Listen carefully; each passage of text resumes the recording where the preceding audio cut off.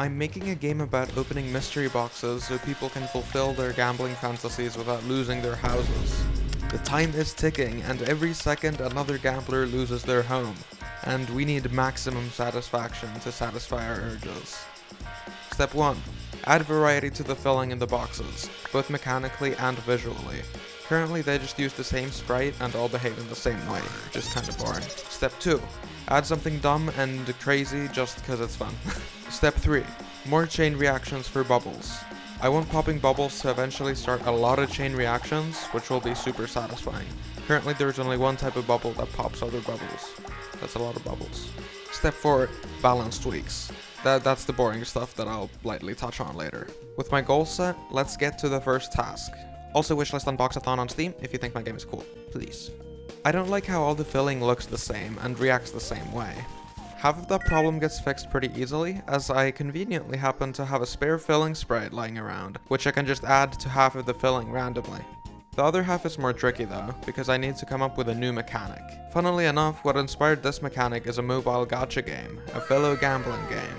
In the battle cats there are metal enemies, which always take 1 damage from all hits, except critical attacks, which deal full damage.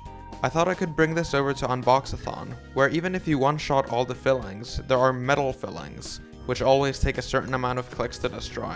I also have the potential to add those critical hits later on, which wreck the fillings instantly. For my first metal type filling, I chose gold. Golden filling gives you money each time you interact with it. Balancing the amount of money you get per golden filling was a bit tough, but I settled on calculating the average item value in a box, weighted by the item's rarities, so a golden filling is as rewarding money-wise as an item. It might be a bit too strong right now, but I'll figure out the exact numbers later. I also made some super satisfying sound effects for handling the metal fillings. I'm planning to add all kinds of metal fillings which do different things, which a lot of you had great ideas for.